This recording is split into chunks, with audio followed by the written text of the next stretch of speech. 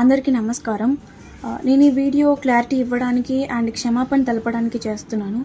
నేను పోస్ట్ చేసిన video viral అయ్యాక తెలిసింది అది కరెక్ట్ కాదు అని. యాక్చువల్లీ మా డాగ్‌కి 12 ఇయర్స్ అండి. దానికి ట్యూమర్ సర్జరీ అయింది. అది రికవరీ అవ్వాలని నేను నా అమ్మని మొక్కుకున్నాను.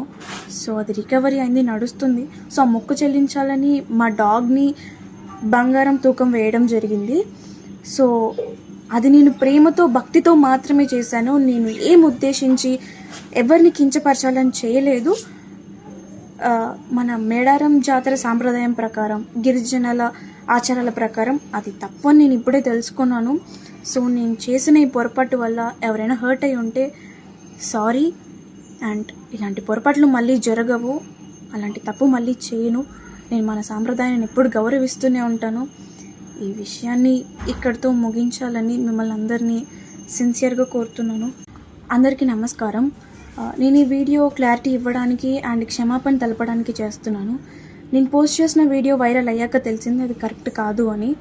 యాక్చువల్లీ మా డాగ్‌కి 12 ఇయర్స్ అండి. దానికి ట్యూమర్ సర్జరీ అయింది. అది రికవరీ అవ్వాలని నేను నా అమ్మని మొక్కుకున్నాను. సో అది రికవరీ అయింది, నడుస్తుంది. సో ఆ మొక్కు చెల్లించాలని మా డాగ్‌ని బంగారం తూకం వేయడం జరిగింది.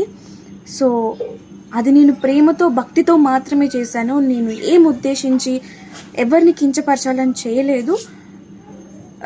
మన మేడారం జాతర సాంప్రదాయం ప్రకారం, గిరిజనుల ఆచారాల ప్రకారం అది తప్పు అని నేను ఇప్పుడే తెలుసుకున్నాను. సో నేను చేసిన ఈ పొరపాటు వల్ల ఎవరైనా హర్ట్ అయి ఉంటే సారీ. అండ్ ఇలాంటి పొరపాట్లు మళ్ళీ జరగవు. అలాంటి తప్పు మళ్ళీ చేయను.